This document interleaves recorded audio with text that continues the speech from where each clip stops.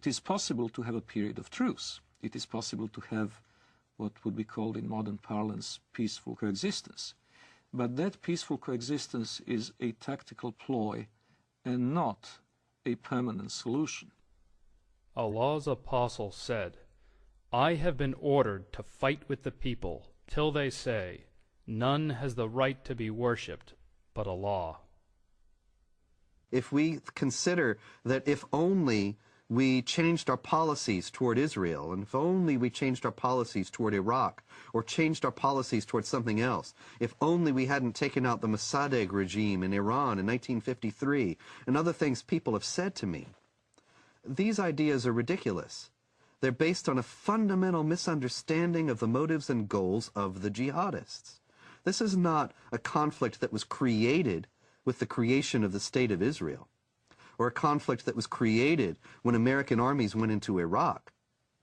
The global jihad has gone on without interruption, without significant interruption, since the 7th century. And it only declined in force and activity at periods when the Islamic world was too weak to prosecute it. The question now that we have to ask ourselves is, do we want to preserve our Judeo-Christian values and our own civilization, or do we choose to go toward a dimitude, an enlarged dimitude in Europe, which will engulf the whole of Europe? Maybe not America, but America will be isolated because it will have to deal in geopolitics with the Islamized demi-Europe.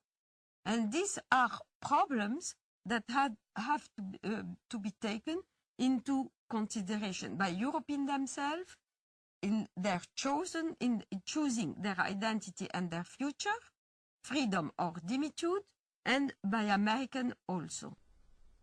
In order to defend itself against the onslaught of global jihad, which is coming in the century ahead, I have no doubt of that, the West would need to redefine itself and to say what exactly is the geographic and cultural space to be defended, and in the name of what. Defending it in the name of a tepid, lukewarm ideology of multiculturalism is impossible. Multiculturalism and postmodern liberalism are not worthy dying for. They're not something that can inspire people to do what their ancestors had done at Poitiers and at the walls of Vienna in 1683. What global jihad has on its side is simple-minded commitment of millions of people to not only spread the faith, but also better themselves at the expense of the infidel, in the first instance through immigration, and later on, if necessary, by other means.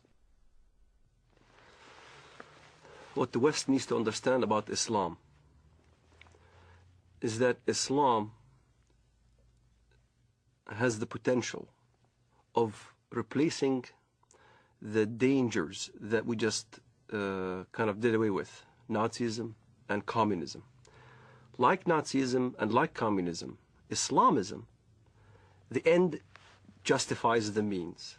There is no respect for national borders, and the whole ideology is to promote their way of thinking and promote their way of life throughout the entire world. That's what's being taught in the Middle East.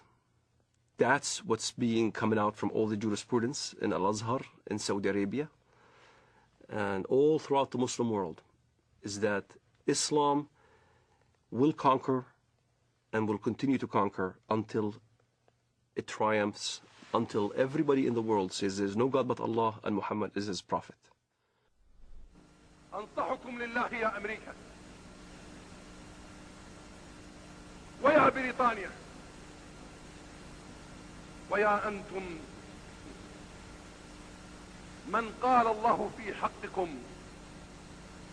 قد غضب الله عليكم اليهود يا أبناء القردة والخنازير يا من لا تكون فتنة في الأرض إلا وأنتم عودوا ثقابها كلما أوقدوا نارا للفتنة أطفأها الله.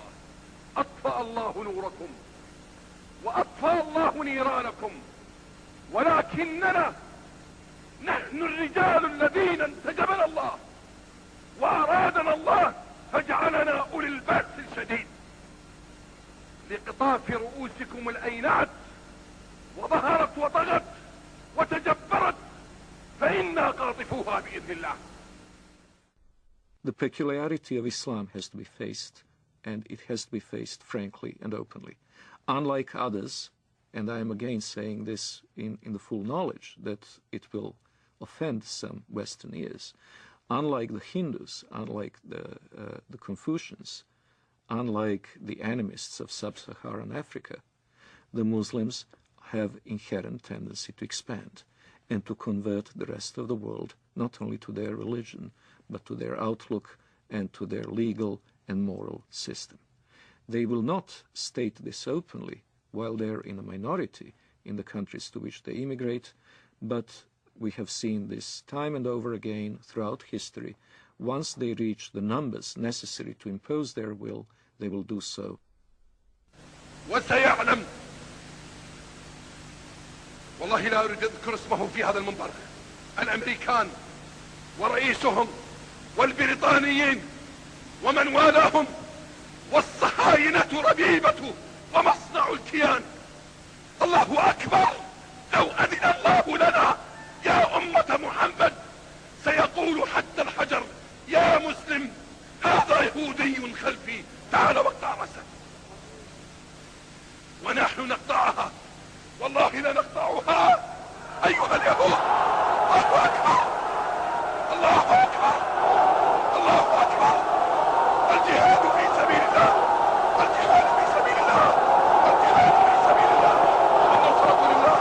الله أكبر، الله أكبر يا أمة القرآن، الله أكبر يا أمة القرآن.